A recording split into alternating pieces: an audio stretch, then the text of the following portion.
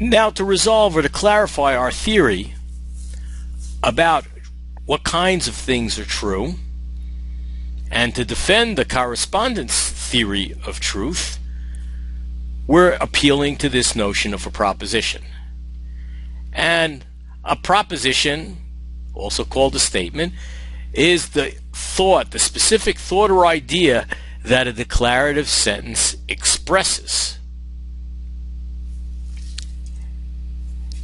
And two sentences express the same proposition when one fact in the world makes the two sentences true. So let's consider our case now and see if we can use the notion of a proposition and the claim that propositions are the things that are true and false to resolve the question.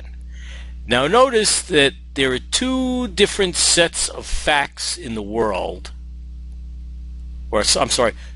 notice two different sets of facts in the world would show the two propositions to be true. The two propositions being 11a, I, Feeder fed the dog, and 11b, I, Walker fed the dog.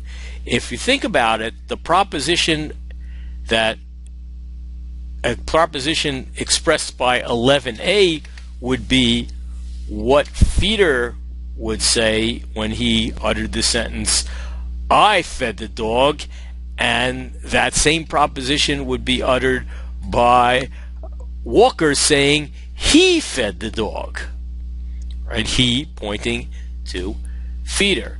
So the idea is we have two different sets of facts in the world, and they show that there are really two propositions. While we're talking about one sentence, I fed the dog, there are two propositions we're considering. One, 11a, that I, Feeder fed the dog, and one, 11b, I, Walker fed the dog. So it's no longer the case if we're thinking of propositions as being the things that are true and false and not sentences. It's no longer the case that we have two, while we do have the same sentence looking like it's true and false, or maybe even being true or false depending on who's saying it, what's going on is they're using that same sentence to express two different propositions, and it's the propositions that are true or false, and the propositions, which is kind of the thought or the idea behind the sentence, are true or false depending on whether they correctly describe the world. So that's just a refinement of our theory.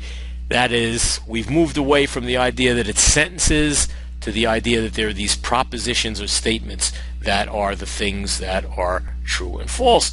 And I think with that, so far we have a pretty good theory, pretty acceptable theory about what kinds of things are true, how we express them in language, and what makes them true and false.